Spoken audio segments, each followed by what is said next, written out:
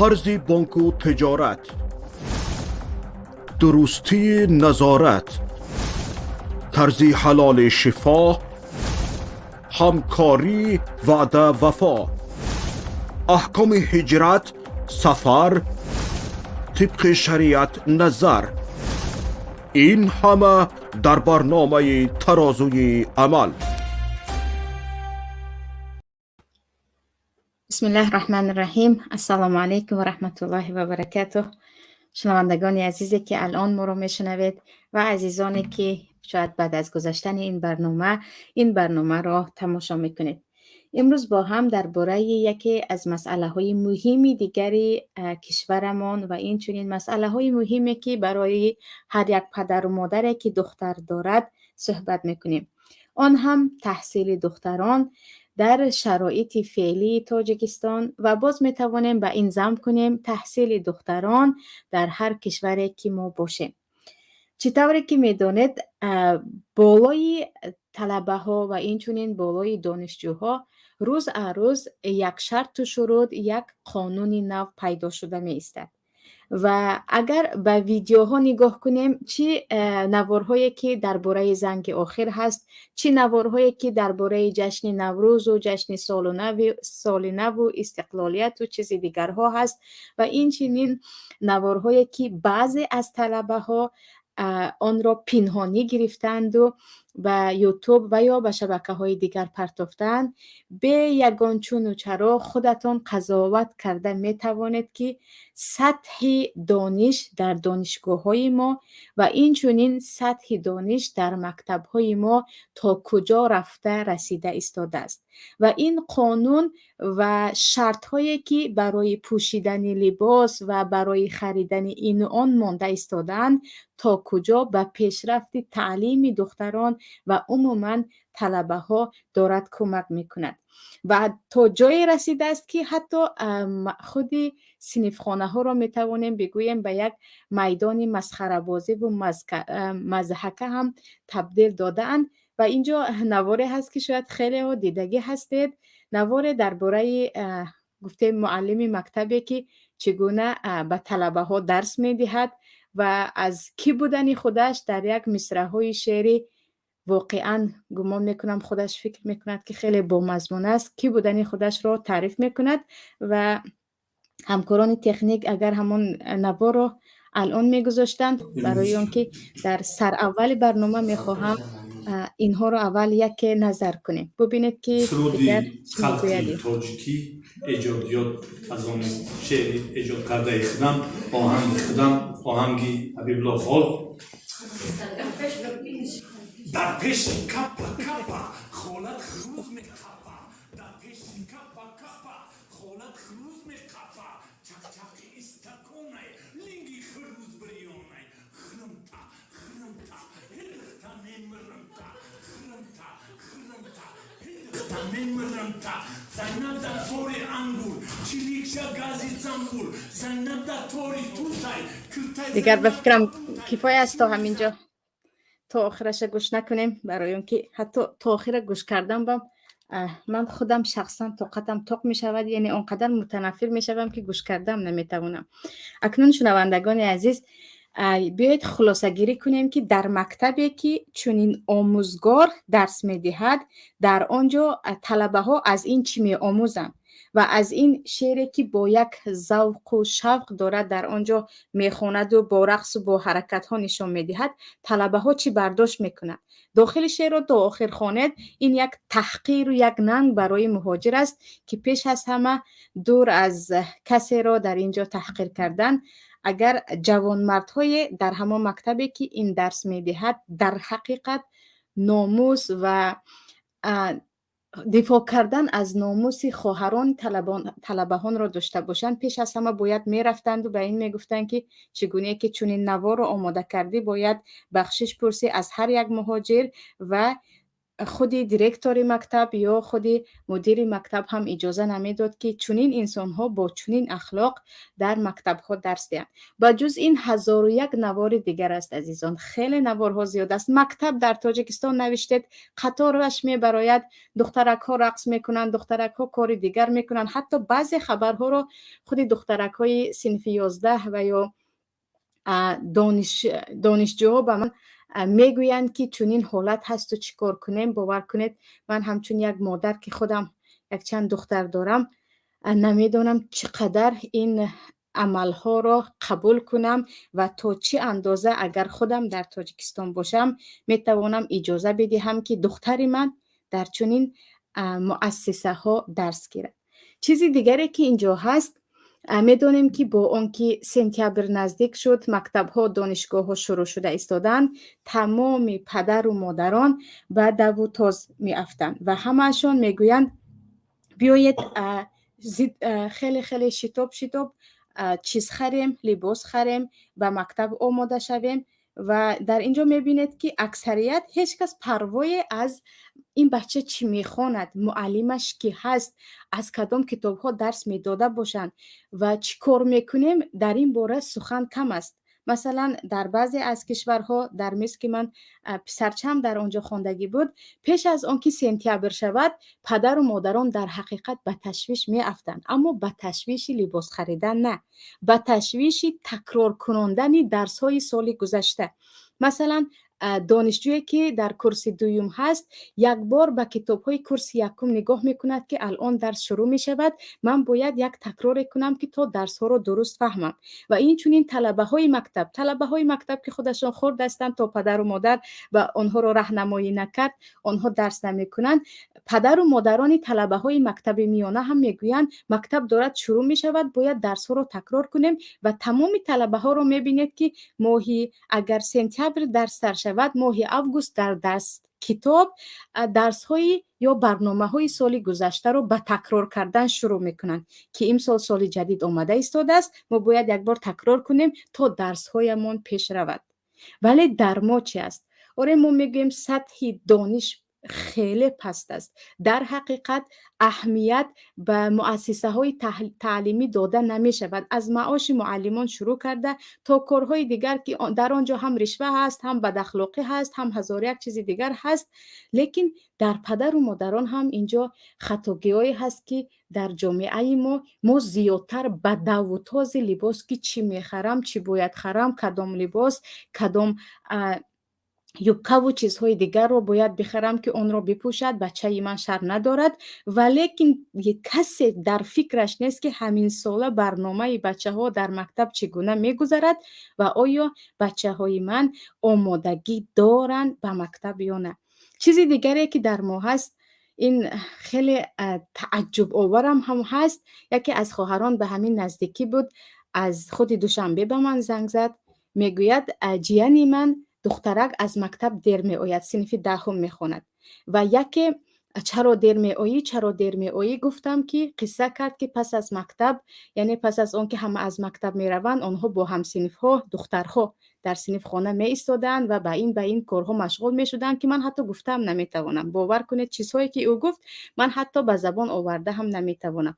یعنی پدر و مادر با لباس و با چیز دیگر فرزندها رو می فرستند، کی می آید، چرا نمی آید، آیا دیر کرد، پس از مکتب به چی مشغول هست، آیا این به فکر ما رسیده است یا نه. و کارگران تکنیک می توانستید اگر همون نواری که درباره طلبه های مکتب پس از بازگشت از مکتب در راه چیزهایی که مشغول هستند در روی برف، اگر توانستیم یک بار به نمایش می گذاشتیم تا اینکه این خودی تصویری که الان من کرده ایستادم یا قصه که گفته ایستادم خوبتر به ذهنمون رسد.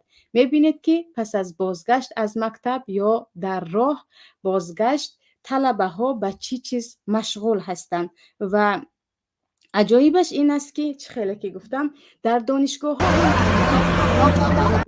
این رو نگاه کنید، این در وقتی بازگشت از مکتب است. معلوم است که با لباس های مکتبی ولیکن یک به اخلاق نگاه کنید و یکی ببینیم که اینها به چی کار مشغول هستند در وقت بازگشت و به آن لباسهای ملی هم یکی نگاه کنید و صدا هم بتوانید کمی صدایش رو بلند کنید. این تاجیکستان خودمون است عزیزان.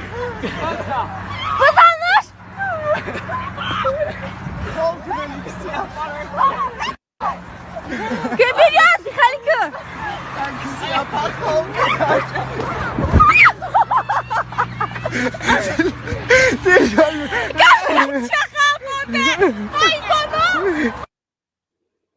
به این نگاه کردیم ببینید که ما رو که مجبور میکند به همین حالت بیاییم. ما رو که مجبور کرده ایستاده است که دخترک ما با مینی یوبکه به مکتب رود، کی مجبور کرده ایستاده است که بجز این دخترک ما اطلس پوشد و در نزد یک چند شکم کلان برآمده رقص کند، گل و گلدسته دهد و این چنین هزار یک قصه ها درباره رقص و کرته اطلس و جشن ها میدانید. کی ما رو به این چیزها مجبور کرده ایستاده است و یا آیا پدر و مادر برایشان ناموس دخترشان، دخترکی که او را چند سال بزرگ کردن تا همینجا اجازه داده است که آنها بتوانند به این گونه نوارها نگاه کنند و وقتی دخترکشان را مجبور میکنند که کرته اطلس کوتاه میپوشی آمده در اینجا رقص میکنی، این حرکت ها را انجام میدهی، به یگان ضدیت نشان دادن دختر خود را فرستند. و مسئله دیگر در این است که بسیاری ها میگویند ما مجبور هستیم، ما چیکار کنیم؟ اگر گفته معلم ها را نکنیم از مکتب ها میرانند، اگر گفته معلم ها را نکنیم دخترک دانشگاه خوانده نمیتواند، آیا بیسواد ماند چیکار کند؟ ولی در همین مسئله عزیزان همین به نزدیکی بود با یکی از خواهرانی که در فاکولته طب در دوشنبه میخوان صحبت کردم. خودی خواهرک میگوید او با سطر و حجاب بود. من گفتم چطور تونستید آن هم دانشگاهی طب را با سطر و حجاب تمام کنید؟ آنها میگویند خواهر عزیز با من چندین مراتبه گفتم همون خواهری که الان میگم سطر و حجاب دارد سواد هم ندارد، فقط همین که یک پدر و مادری باناموس او را بزرگ کردن، سواد دینیش تقریبا نه، سواد دنیویش هست. پدر و مادر بزرگ کردن و پدرش هم گفته است که ناموسی من هستی، تو باید با سطر به دانشگاه روی، من اجازه نمیدهم که تو با یوبکه یا چیز دیگر روی. و خود همین دخترک میگوید خواهر جان میگوید مرا چندین بار تحقیر کردن در نزد طلبه ها، در مجلس ها چندین بار آمده به خودم هم گفتند که با این لباس به اینجا نبیا، ولی من همیشه مقاومت کردم. هرچی گفتم بله، ولیکن حجابم را نکشیدم. برعکس دوگانه هم که وقتی یک بار یا دو بار او را تحقیرش کردن یا گفتم با این لباس به دانشگاه نبیا، الکی او لباسش را کاملا عوض کرد. یعنی اینجا به مسئله نگاه کنید، آیا مجبور میکنن، آمده میزنن، از دانشگاه میرانن یا یگان طرف ها یا گفتیم جریمه های بالا میدهند، یا اینکه ما خودمون هم تو اندازه به این مسئله، من مسئله حجاب را حتما فرضیتش را که دیگر به یگان چون و چرا میگویم که در این باره آیت هست، حدیث هست و هر کسی که هر مسلمانی که حجاب را انکار میکند اگر دیده و دانسته انکار کند در نزد جمهور علما از دین خارج می شود و او را حتی مسلمان هم گفته نمی شود مگر اینکه از آیت بخبر بود، سپس گفتیم قبولش کرد. اینجا مسئله دیگر مسئله رقص و بازی است، مسئله اشتراک کردن در جشن‌های زادروز، در همان رقص و بازی هایی که در نوروز و سال نو و استقلالیت و ختم دانشگاه ها می شود. آیا به همین هم کسی ما را مجبور می کند یا ما می توانیم با 1001 بهانه نرویم، با 1001 بهانه دخترک را نمانیم؟ و پدر و مادر اینجا عزیزان کجا هستند؟ کجا هست پدری که در کوچکترین مشکلی ها به زنش میتواند بگوید که اگر فلان را کردی تو طلاقی، اگر این کار را کردی طلاقی، اگر این کار را کرد فرزندت به من عاق است. اما درباره برقص و بازی شریک شدن و این نواری که دیدید با پسر بچه های بیگانه در کوچه به زمین خود را پرتافتن و کارهای دیگر کردن که تقریبا آن خواهر لباسش را هم دیده ایستاده، دخترچه به چی کار مشغول است، به اینها کی مجبور میکند؟ آیا ما رو کسی به این کار اکراهاً مجبور میکند یا اینکه اونقدر هم مجبوری نیست ولی ما هم تا اندازه خودمون به همین چیز مایل هستیم یا تا اندازه ترسو هستیم که این گونه چیزها رو، یعنی حتی یک تهدید کوچک را برای خود خیلی یک مشکلی بالا میدونیم و با همین هم مقاومت کرده نمیتوانیم. یک چند خواهر عجیب است، یعنی یک چند نفر دخترک ها درباره دست درازی معلم ها صحبت میکنند، درباره دست درازی کردن بعضی همسنف ها در خود دانشگاه و مکتب ها صحبت میکنند. همان دخترک رو وقتی گفتید که مگر مقاومت نشان دادی تو برا چرا خاموش استادی، او میگوید من به پدرم از گفتن ترسیدم، به برادرم از گفتن ترسیدم، اگر گفتم مرا دو پاقه میکردن، اگر گفتم این میکردند و آن میکردن. یعنی تو اندازه از پدر و برادر هم دور هستند یا تو اندازه ما رو بزرگ کردن که ما حتی میتوانیم تمام تحقیرها رو خودمون تحمل کنیم و از آن بترسیم که به آن طرف ظالم یگان چیزی نشود. ولی برای آن که انسان آزادی کامل، همان آزادی که پروردگار به او داده است و صاحب کرده است به دست آورد، عزیزان گاه باید مقاومت کرد، حتی اقل از ناموس خود. ما اینجا نمیگوییم بیاید همه برخیزید تمامی مثلا حکومت رو دیگر کنید یا چیزی دیگر که شما به تظاهرات مردم رو دعوت کردید و از این چیزها میگوید. اینجا من گفتنی هستم یگانه از ناموس خود باید دفاع کرد و پدر در نوبت خود اول شده از اولی مدرسه، از اولی یکم صنف خواندنی دخترک خود تا دانشگاه را تمام کردن با معلمان طرز مناسبت کند، بیاید خودش را در دانشگاه یک بار دو بار به همسنفان دخترش نشان دهد و آموزگاران او را با وقارش بشناسند تا اینکه بگویند که این دخترک فلانی است. و ما میدونیم که نفرانی که دختر یگان نفر زیایی یا آبرودار و یگان عالم هستند همه میگویند فلانی دختری فلانی است، اونقدر به چشم بد نگاه هم نمیکنند و در نوبتش حتی رویشان نمیشود که او را به رقص دعوت کنند یا بگویند که فردا کرته اطلس پوشیده میبیایی برای آن که فلانی دو سه نفری که اصلا خدمتگار مردم است، از برای مردم او نان خورده ایستاده است، برای پیشواز او تو باید رقص کنی و گل دهی و دیگر سری تعظیم فرود آری که دیگر چیزهای دیگر است یاد است. و وقتی اینجا به سوره احزاب نگاه میکنیم الله میگوید یا ایها النبی قل لازواجک و بناتک و نساء المؤمنین یدنین علیهن من جلابیبهن ذلك ادنی ان یعرفن فلا یؤذین و کان الله غفورا رحیما.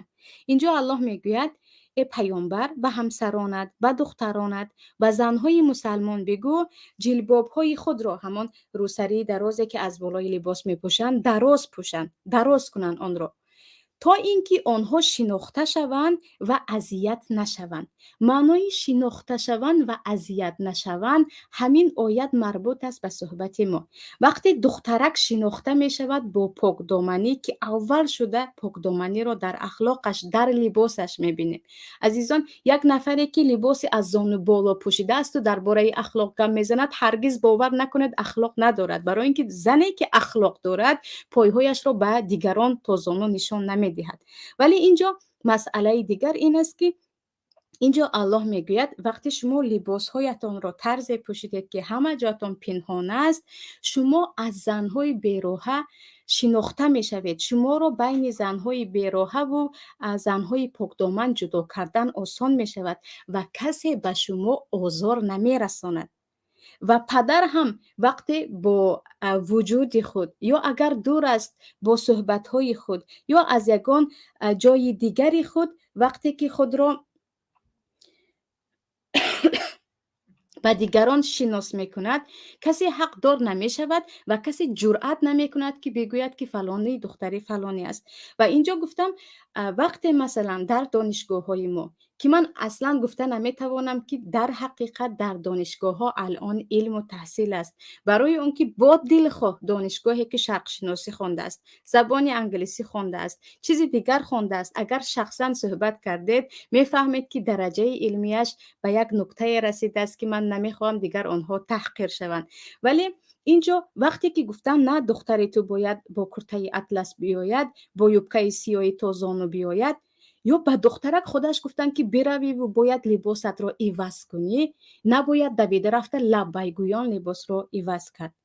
آره می شود گاهی تو رو از دانشگاه میرانند، گاهی می شود که تو رو تهدید میکنند، لیکن راهی چاره وقتی گفتیم که من تسلیم همین نفر میشوم، گفتی شما رو میکنم، بدانید که الکی آنها قانونهای دیگر رو بالای شما جاری میکنند. و اینجا همین مسئله رو در یکی از برنامه‌های دیگر هم گفته بودم که در ترکیه هم تا همین سال 2007 همین چیزها بود، ولی مقاومت بود و این چیز رو از بین بردن.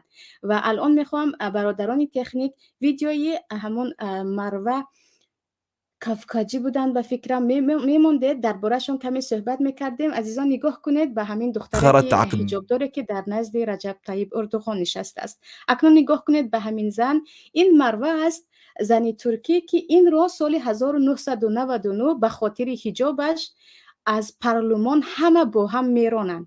از اینجا برو، از اینجا برو، چکسین گویان با زبان ترکی، یعنی گم شو، از اینجا خارج شو گویان میرانند. این زنک رو وقتی میگوین یا حجاب یا اینکه جای کارت، حجابت رو اگر کشیدی داخل میشوی به پارلمان، اگر حجابت رو نکشیدی به اینجا داخل نمیشوی، در حالی که خودش وکیل بود، مردم انتخابش کرده بودند و طبیب هم هست. این میگوید من هرگز حجابم رو از سر بیرون نمی کنم، بهتر است که من هجرت کنم و به امریکا هجرت میکند. در امریکا میرود و دوام تحصیل میکند و دختران خود را هم، دو دخترش که بود، یکی فاطمه دیگر خدیجه اگر خطا نکنم، دو دختری خود را هم در خود امریکا با حجاب با سطر اسلامی در داخل امریکا در دانشگاه ها تحصیل میکناند. و الان خود همین زن بعد از اینکه در خود ترکیه تبادلات شد و اینجا اجازه دادن، نگاه کنید به دخترکش، همین دختر مروه هست، آنه که ترجمان شخصی اردوغان است و در تمام مراسم هایی که با پرزیدنت ها ملاقات میکند ترجمانی میکند. و این چونین دختر کلانی همین مروه مشاور پرزیدنت در اینجا است. و همین فاطمه را که دیده ایستاده اید، در کوچکی تقریبا 7 سالگی 8 سالگی همراه مادرش از ترکیه رانده شده بود، یا ترکیه را ترک کرده بود و گفته بود من حجابم را نمیکشم، من با بالای حجاب خود میجنگم اما با شما راضی نمیشم. بعد از اینکه خودی آزادی حجاب در اینجا اعلان شد و البته که خودی مروه فهمید که در ترکیه حجاب آزاد است، با دخترکانش برگشت و این دخترکش یک مشاوری پرزیدنت، دیگر ترجمان در نزد ترجمان خاصی پرزیدنت، و خودی مروه الان سفیر ترکیه در مالزی هست، سفیر ترکیه در مالزی می باشد. اکنون به این نگاه کنید عزیزان، گمان کنید که اگر همین نفر وقتی که حجابت رو کش گفته بودن میگفت که تمام من حجابم رو میکشم، مهم این است که من در جای کاری خودم بیستم، آیا به همین مرتبه که امروز رسید در همین جا میموند یا نه؟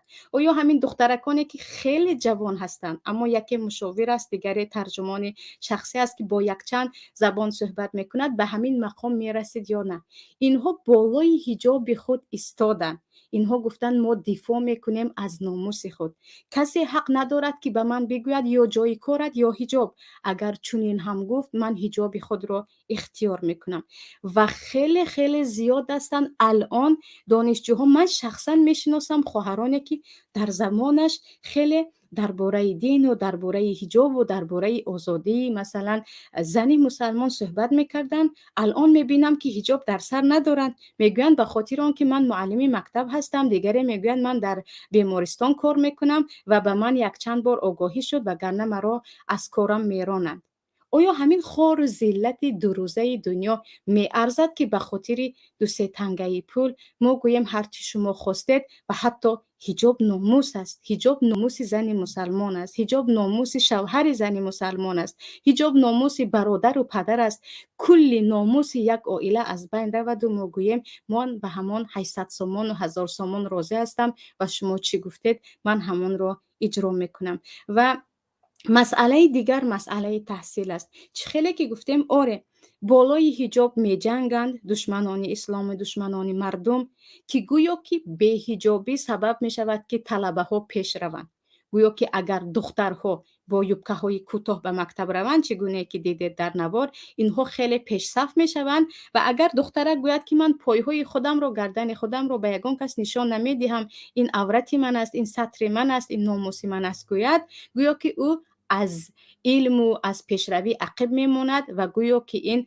ضد است به فرهنگ تاجیکی. برای چی یک دانشجویی که خیلی که گفتم من نمونه زنده اش را دارم که میگوید من مقاومت کردم و توانستم تا توانستم که حتی دانشگاه طب را تمام کنم و هر باره که بالای من آمده میگفتن سطرت را میکشی، من طور مناسبت میکردم که میدانستم که من کشیدنی نیستم و در آخر ناامید شدن، برعکس دیگران که وقتی که کمی به آنها تهدید شد سطر خود را گرفتن. و این را هم بدانیم که رانده شدن از دانشگاه، رانده شدن از جای کار، این نابودی نمی شود. یعنی وقتی انسان گفت که من در آزادی خودم در دفاع از ناموس و از دینم مکانی تحصیلم را یا مکانی کار و بارم را ترک میکنم، این یک قهرمانی است.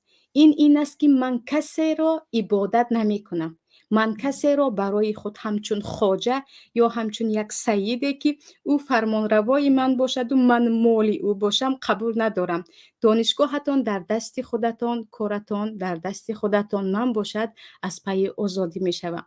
و خودی مولوی رومی هم میگوید از اینکه من تمامی عمر گرسنه بمانم به من این بهتر است از آن که نزدیک کسی سری اسیری خم کنم. مثل اسیر هر چیزی که یک نفر میگوید آن را من انجام دهم.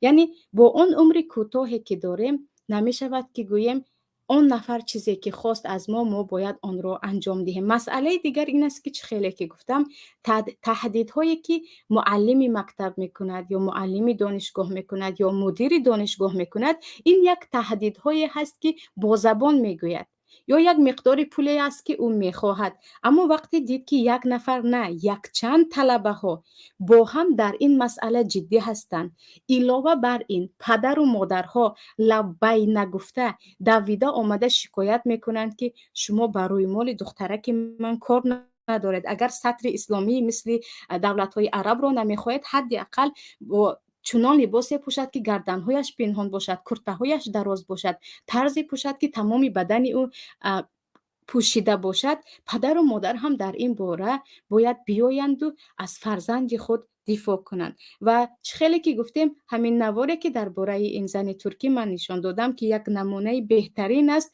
برای زنهای معاصر و علل خصوص برای زنهای تاجیکستان. این با یک نفر نه با یک چند نفر شده است و این وعده پروردگار است که میگوید و من یتق الله یجعل له مخرجا و یرزقه من حیث لا یحتسب و من یتوکل علی الله فهو حسبه.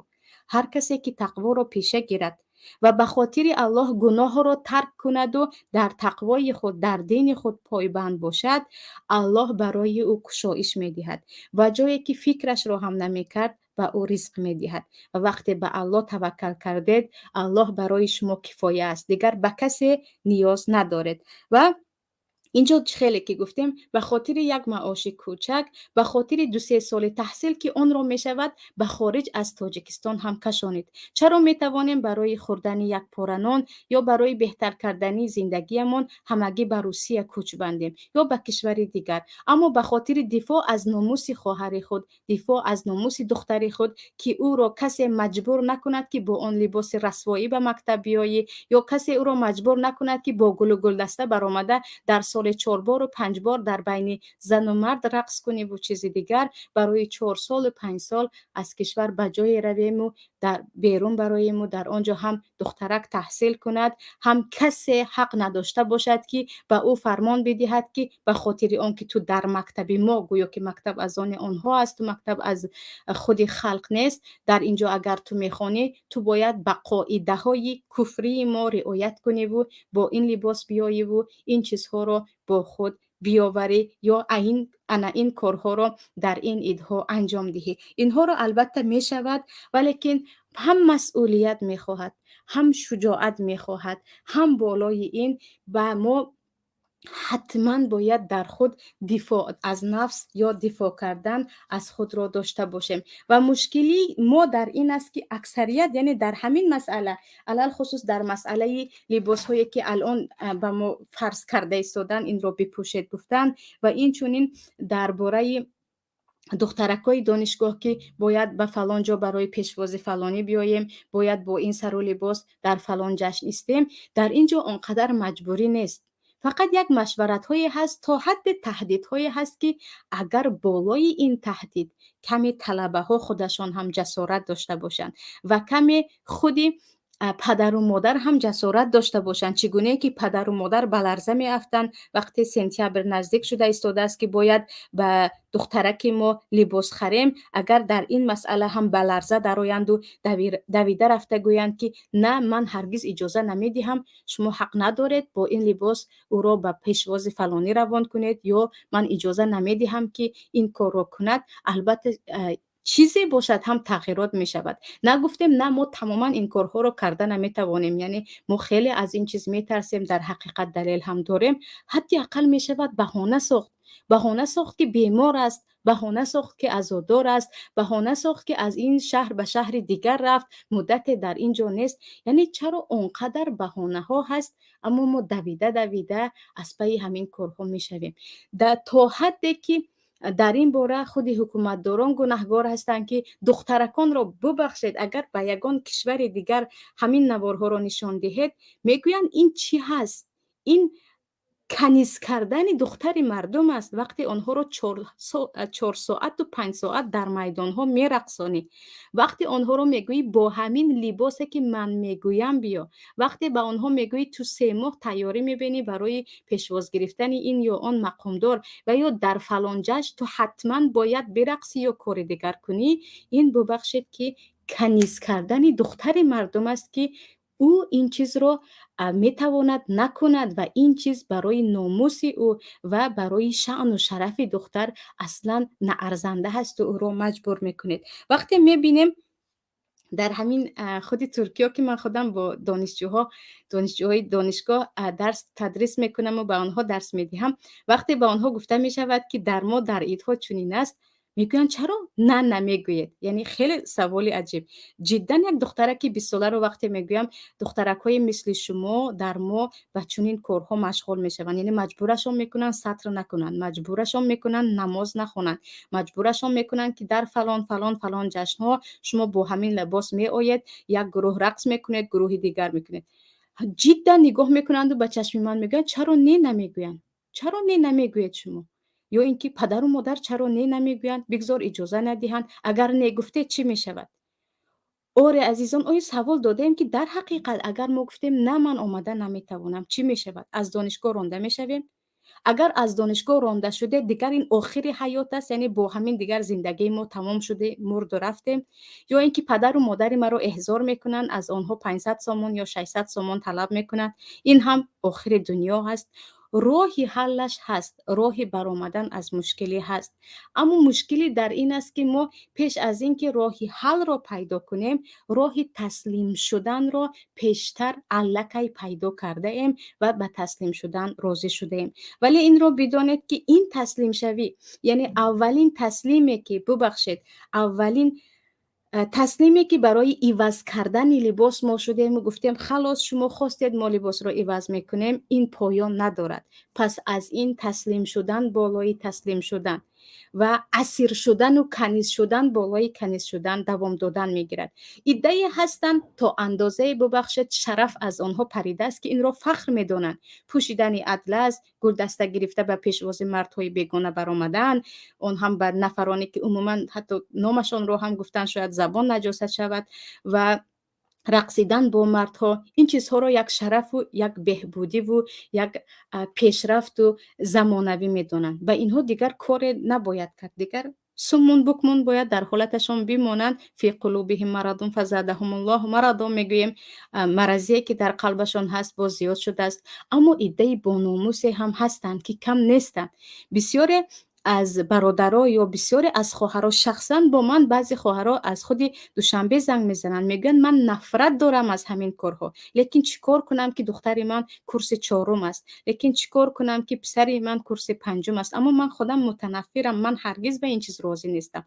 پس چرا جرئت نمیکنید یا آن مکان را ترک کنید یا بهانه بیارید یا مقاومت کنید و به دختر گوید که من اشتراک کرده نمیتوانم، من اشتراک کرده نمیتوانم. یعنی یا کلمه من نمیتوانم رو ما یاد میگرفته باشیم یا نه. و چه خیلی که گفتم تسلیم داریم، هر روز میشویم، از این هم زیاد میشود. و جز این در تمام دیگر مسئله ها هم وقتی یک نفر بالاتر از ما هست و سوء استفاده از مقام خود میکند و اون چیزی که ناموس ما است، اصل ما هست، دین ما هست، ما رو میگوید اون رو ترک کن و ما ترک کردیم، با همین خواری و ذلت شروع می شود که این ذلت پایان ندارد تا زمانی که خود را به دست گرفتیم و گفتیم من مقاومت میکنم.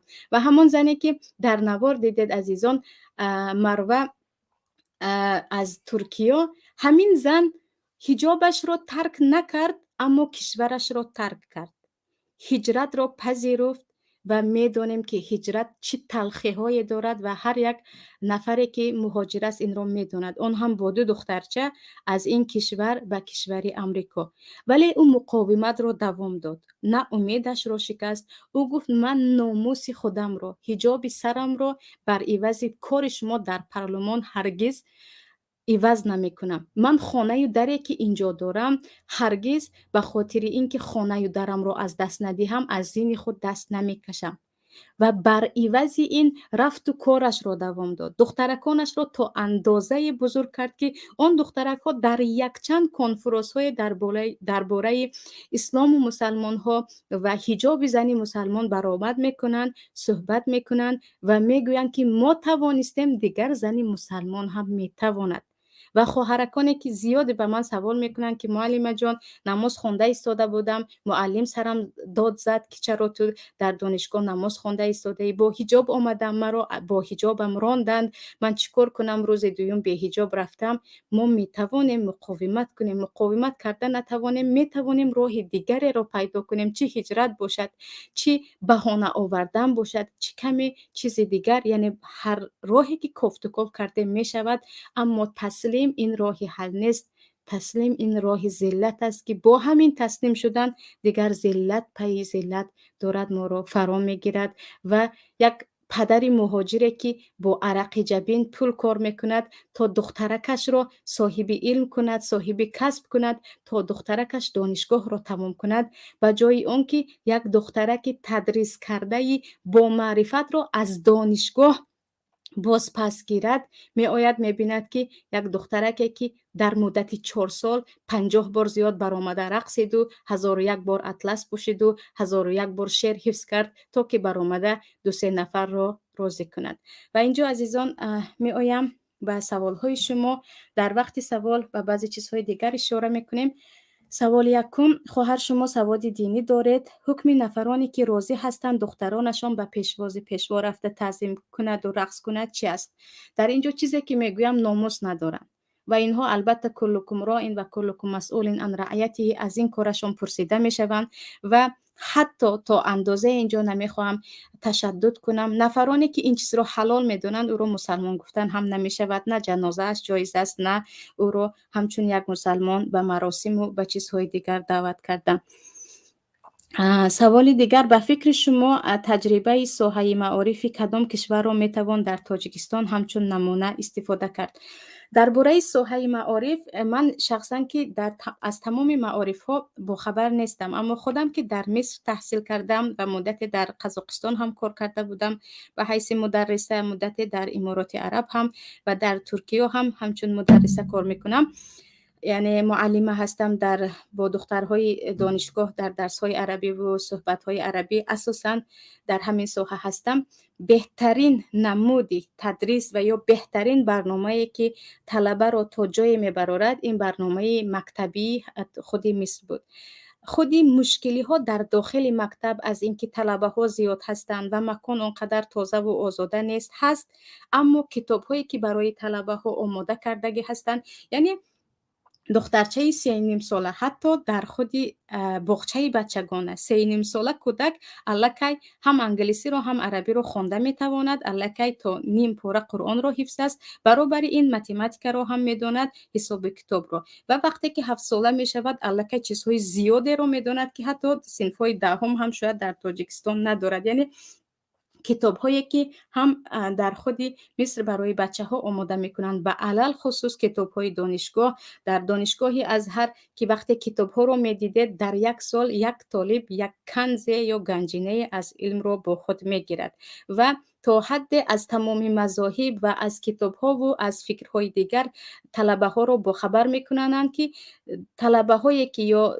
دانشجوهایی که در حقیقت به کتاب ها اهمیت دادند و خواندند که در آنجا فقط انسان با کله خود میتواند از امتحان گذرد، یک طرز معتدل از آنجا خارج التحصیل میشوند، نه اینکه یک طرفه باشند یا خیلی متشدد باشند یا قسمی باشند که فقط مردم را به یگان چیز حکم کنند. ولیکن درباره ساحه معارف ترکیه تا حدی هست، هم خود پیشروی ها در مکتب هایشان هم خوب است، هم در دانشگاه ها، ولیکن مشکلی در تنبلی طلبه ها دیده می شود که من فقط همینجا مشکلی را در تنبلی یا کمی به اهمیتی کردن و از حد زیاد مهربانی استادها می دانم و خلاص. اما از معارف تاجیکستان وقتی گفتید شاید که بدترین درجه تدریس باشد. من خودم مقداری هم در آنجا خوانده بودم و یک زمانی خیلی میخواستم به دانشگاه داخل شوم که وقتی میخواستم به دانشگاه داخل شوم اولین چیزی که از من پرسیده بودن $500 داری یا نه. سوال رو نگاه کنید، چی خواندگی هستی؟ چرا دانشگاه میخوانی؟ از این چیزها نه. اتستاد رو نگاه کنیم، بهای تو رو بسنجیم، $500 اول میدهی، بعد ما نگاه میکنیم که تو رو چگونه به دانشگاه جای کنیم، که این چیز هنوز هم هست و بدترین ساحه معارف است و هرگز حتی با اطمینان باوری هم گفته میتوانم که دانشگاه رو خواندیم و ما صاحب علم شدیم گفتن الان در تاجیکستان خیلی مشکل است. سوال دیگر، های کسانی که مسلمان نیستند فهمیدن ممکن، اما ممکنه که مسلمان دختر لباسهای اروپایی نیم اوریان با یوبکه‌های کوتاه و بی‌ازار مکتب رود و در کوچه گردد. انا همین چیز مرا هم خیلی خیلی متاسف میکند سوال کننده عزیز که چه خیلی که گفتم فهمیده میشود نفری که ناموس ندارد، نفری که لباسهای اوریان و چیزهای دیگر را یک پیش قدمی یا گفتیم زمانوی بودن سوریمه ناس به گفتی روزها میداند، این دیگر چیز است. اما دخترکی که در عائله مسلمان بزرگ شد، با بسم الله پدر و مادرش نکاح کردند و در خانه پدر و مادر نمازخوان هستند و آنها هرچی گفتید میگویند استغفرالله، ما از الله میترسیم، خدایا توبه، لیکن دخترک با همین لباس میرود و این را هم فخر میداند. آیا به این کی گناهگار است؟ و این چیز ما چگونه میتوانیم این مقاومت کنیم و چگونه میتوانیم به این دخترکان بفهمونیم که عفت شما در حجاب شما است، عفت شما در دفاع شما، در جسارت شما است، عفت در این یوبکه های کوتاه نیست، عفت در این گل و گلدسته و هشتم مرد مبارک و چیزی دیگر نیست. لیکن به اینها باید خیلی ساحه معارف کار کند، خیلی عائله ها کار کنند، ولیکن کجا گوش شنوا که بالای این کار کنیم و این چیز رو تغییر دهیم. و حتی قصه های درباره دخترک های 14 ساله 15 ساله من در تلفنم دارم، گاهی می شود که خوانده شبهایش خواب از چشمم می پرد که پدر و مادر این دخترک کجا هستند و عقل این دخترک کجاست. می شود بگفت دخترک 14 ساله است، کوچک است، لیکن کجاست پدر ولیه که باید در این حالت ها از دخترش باخبر باشد. او در مهاجرت است، اوره در مهاجرت هستی، اما تو اندازه می توان با دختر ارتباط پیدا کرد، تو اندازه می توان از احوال دخترک باخبر شد که در 14 سالگی و 15 سالگی به این راه ها نرود. سوال دیگر، گپ شما همین حجاب پوش مکتب نرو است دائم، های مکتب نروی بی سواد میمونی. شماها در گوش کردگی آدم سردنویکوی چلویک می شود. اگر شما از گپ من همین رو گرفتید، یعنی خلاصه گیری شما از گپ های من همین بود، پس عقل شما تا همینجا محدود بود است. لیکن من در یگان جا نگفتم که حجاب را پوش و به مکتب نرو، چون این گپ را ندارم. برای اون که مکتب و تحصیل کردن مثل آب و هوا برای دخترک ها لازم است. دخترکی بی سواد به همه راه میتواند برود، البته که اول شده سواد دینی که او حلال و حرام را شناسد و به حرام نرود، سپس سواد دنیوی که او آینده برای شکم خود را سیر کردن به گناه های دیگر نرود. برای هر یک دخترک حتمی است که بخواند، اما مکتب های ما، دانشگاه های ما آیا کودکان را میخوانند یا اینکه دیگر چیز رفته ایستاده است؟ آیا شما دیده دخترک های ما در حقیقت به همون سوادی که باید الان جوابگو باشند دارند یا نه؟ اگر یک میکروفون آزاد رو گرفتیم بدون یگان نمود خود ریاکاری و خودنمایی به مکتب ها رفتیم و از ادبیات، از شاعران، از حافظ شیرازی و از ترسونزاده و از دیگر تمام شاعرهای معاصر و غیر معاصر یعنی کلاسیک و دیگر صحبت کردیم، میبینید که طرز سواد آنها چی است. یعنی مکتب های حاضره ما آیا در حقیقت مکان تحصیل هستند یا مکانی هستند برای اسیر کردن دخترکان که ما هرچی گفتیم و هرچی پشت گفتیم و هرچی کن گفتیم تو باید کنی وگرنه جریمه میشوی یا چیزی دیگر. سوال دیگر، حجاب لباس بیگانه است میگویند معلمه ها در مکتب. کمیسیا بیا دخترهای روی مالداری که نمیخواهند روی مالشان را کشیده در درس شینند، هرچند روی مالشان در بالای سرشان هست و حجاب نیست، کمیسیا بیاید این دخترها را پیشکی از مکتب سورشان میکنند. میگویند گپ میرسد به ما که نتوانید این دخترها را که نتوانستید این دخترک ها را به روی مال کنید. خیر سورشان کنند. چه مشکل می شود؟ دخترک به خاطر حجابش همون چهره سیاه کمیسیه ها رو ببخشید نبیند. چی مشکل می شود؟ چی مشکل می شود دخترک گوید من در نوروز شما اشتراک نمی کنم، من نمیخواهم برقصم؟ چی مشکل می شود دخترک بگوید که من روی مال خود را دارم، هر چهاره‌بینی و روز تولد جشن دیگری دارد برای من لازم نیست، من این جشن ها را در خانه با پدر و مادر میگیرم. و چی می شود پدر و مادر هم بگویند که به خاطر یک جشنی که در آنجا گناه هست تو ترک کردی 1000 هدیه برای تو خریده میدهم. و همین چیز در ما هم بود. به فکرم به شاگردها گفته گذاشتم که به نزدیکی در همین مکتبی اینجا هم هرچی باشد هم در ترکیه هم دیگر آمیختگی هست. دخترچه من گفت امروز در مکتب رقص و بازی می شده است، یک جشن کودکانه دارند، 23 اپریل است، به فکرم 23 اپریل روز عید کودکان است، آیا روم و یا نروم؟ و به دخترچه گفتم که در آنجا رقص بازی زیاد است، پسرچه ها با دخترچه ها می رقصیدند، اگر خواستی برایت بهتر از آن جشن رو من آماده می کنم. شیرینی میخواهی شیرینی، مغازه میخواهی مغازه، یگان جای دیگر میخواهی تو رو میبرم، فقط تو اختیار کن، آیا جایی که پر از گناه هست میروی یا اینکه این هدیه و این جشن دیگری که برای تو من آماده میکنم. و البته گفت آن جشن که 2-3 ساعت است، هدیه که تو گفتی چند سال است، من به هدیه راضی هستم. یعنی من مجبورش نکردم چون کودک است، کودک 9 ساله و 8 ساله عقل کودکی دارد و آنقدر به گناه و به ثواب فهمش نمیرود. اما توانستم که ببخشید قناعتمند کنم که من برایت بهتر از آن جشن رو آماده میکنم، تو اگر نرفتی خیلی خوشحال هم میشوم و آنجا هم چنین مشکلی ها دارد. یعنی چی میشود پدر و مادرها همین رو به کودک ها و دخترک های خود یاد داده توانند که دخترکم اگر به نوروز نرفتی، اگر همون کرته های کوتاه را نپوشیدی، اگر نرقصیدی، من به عوض آن برای تو این را میکنم آن را میکنم و در وعده هایشان ایستم. و اینجا هیچ مشکلی ندارد. من چهره خودی کمیسیون رو دیدن نمیخوام، خیلی خوب است، من پیشتر میروم. مهم این است که به لباس من، به ناموس من و دین من تجاوز نشود.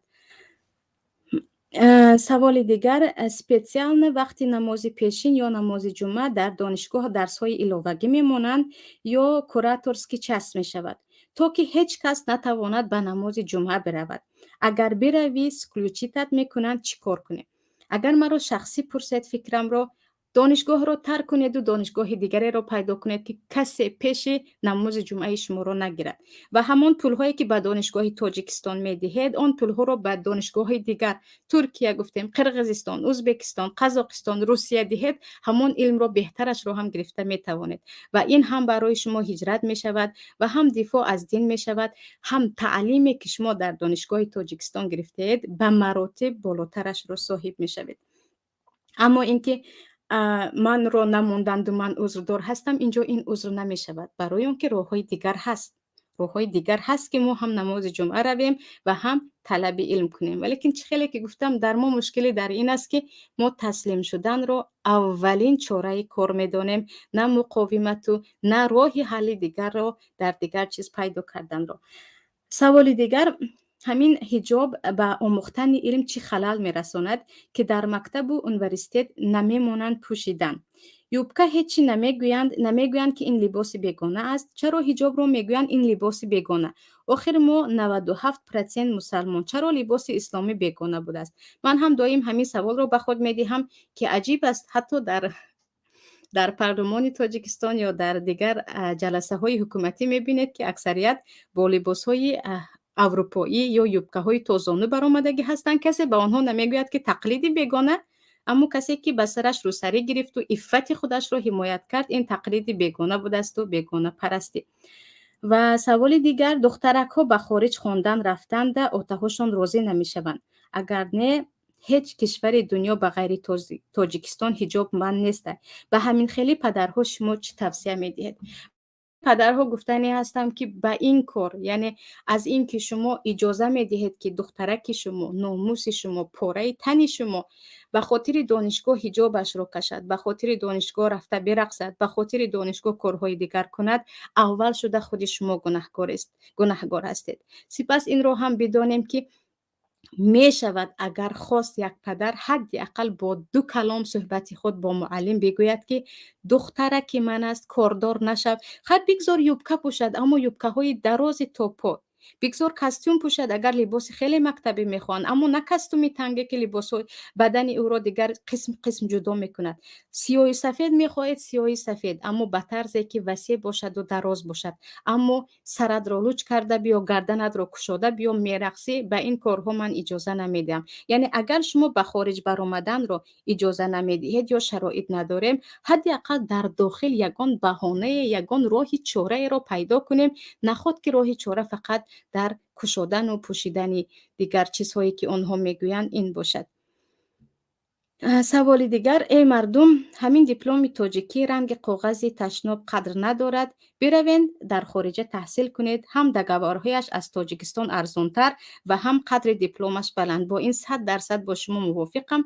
همین معلمه راوی در همین باره بیشتر گپ میزد خوب میشد. انشالله درباره دانشگاه ها، من خودم چه خیلی گفتم، اساسا درباره دانشگاه قزاقستان که در دانشگاه قزاقستان هم مدت رابطه داشتم، هم با دکانش هم با شاگردهایم بود. و درباره دانشگاه ترکیه، درباره دانشگاه مصر من دارم معلومات کافی دارم، چه دانشگاه خصوصی چه دانشگاه های حکومتی که تماما بی پول است. ولی درباره دانشگاه های دیگری که برای طلبه های تاجیکستان مساعد است، این دیگر وعده من باشد که من گفتگو میکنم، چه دانشگاه دولت های کشورهای همسایه، چه دانشگاه تونس و کشورهای دیگر مسلمان، و انشالله برای شما پیشکش میکنم شاید یک راه حل باشد برای قوی کردن سطح علمی و این چنین برای راه باشد برای نفرانی که نتوانسته استادن در تاجیکستان تحصیل کنند.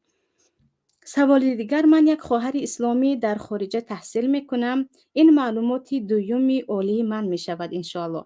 باور کنید سالهای تحصیل عالی در تاجیکستان میدیدم که چنان استادان دانشگاه بی مدنیت و بی معرفت هستند که به هیچ گفتار راست نمی آیند. حالا وقتی در خارج میخوانم میبینم که مدنیت استادان اینجا با استادان تاجیکستان قیاس نشونده است. باور کنید یادم میآید یک بار خنک میشوم. درباره استادان میشود دربارهشون قصه های زیاده است. انشالله درباره بیاید مقایسه میکنیم استاد دانشگاه بین تاجیکستان و دیگر کشورها. در حقیقت برای من هم خیلی خیلی عجیب است، چون خودم هم اینجا به حیث استاد هستم، هم خودم با استادها رابطه داشتم، یعنی استادهای خودم در دانشگاه بودن. انشالله درباره بعضی از قصه هایشان و بعضی از مقایسه ها گفته میگذاریم که در حقیقت هم شنیدنی هست، هم میبینید که چقدر ما در چه شرایطی داریم تحصیل میگیریم و به خاطر آن تحصیل از چه چیزهایی داریم دست میکشیم. سوال دیگر، معلمه های حاضره همه اشون بی سواد، فقط فکر پول میکنن، از بالا آبولای است. فرزندای ما یک روز نیست که نگویند پول برای مکتب. این مشکلی هست هم در دانشگاه هم در مکتب ها. دیگر معاش معلم ها کم است و مشکلی دیگرها هم و سطح زندگی مردم هم که مجبورشون میکند معلمه ها هم به این چیزها دست بزنند که چه خیلی که گفتید از آب از بالا لای است. و سوال اخیران عزیزان، آیا در شرایط حاضره که دختران در تاجیکستان گم میشوند تحصیل کردن جایز است یا نه؟ اگر درباره تحصیل گپ زنیم، تحصیلی که دخترک را مجبورش میکند لباس ها پوشد که آن لباس عموما به شریعت راستگو نیست، مثل لباس‌های تنگ، لباس‌هایی که از زانو بالا است. تحصیلی که دخترکان را مجبور می‌کند کرته اطلس پوشیده برقصد.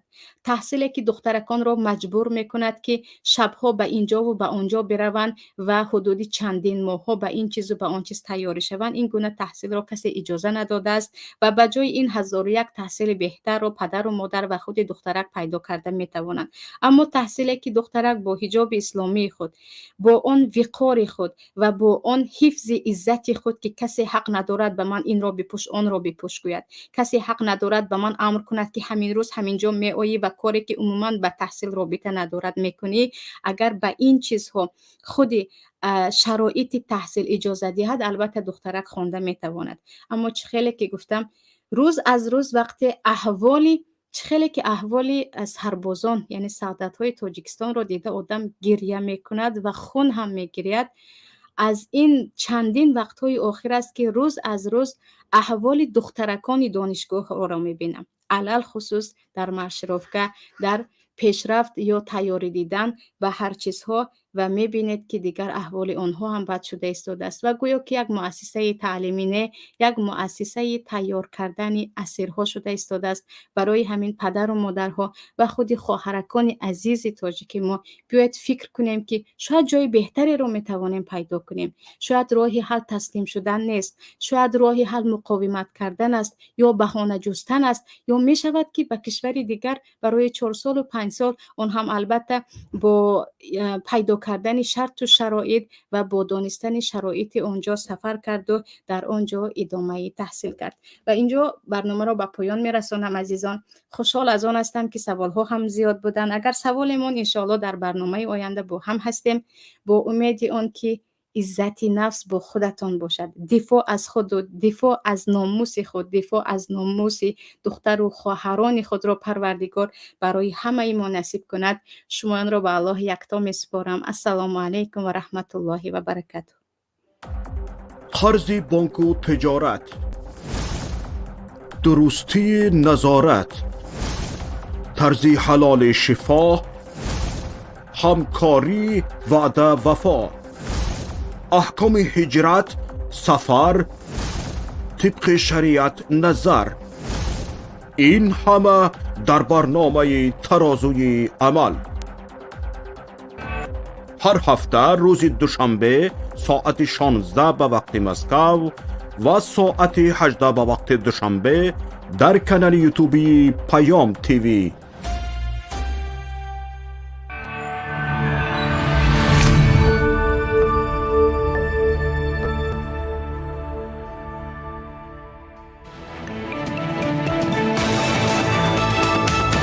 رادیوی پیام، در فضای سیاست صدای جدید، رادیوی پیام، علم، فرهنگ، نوید، رادیوی پیام، مشورت، بحث، گفت و شنید در تمام دنیا روی رسانه اینترنتی رادیو پیام نقطه نت.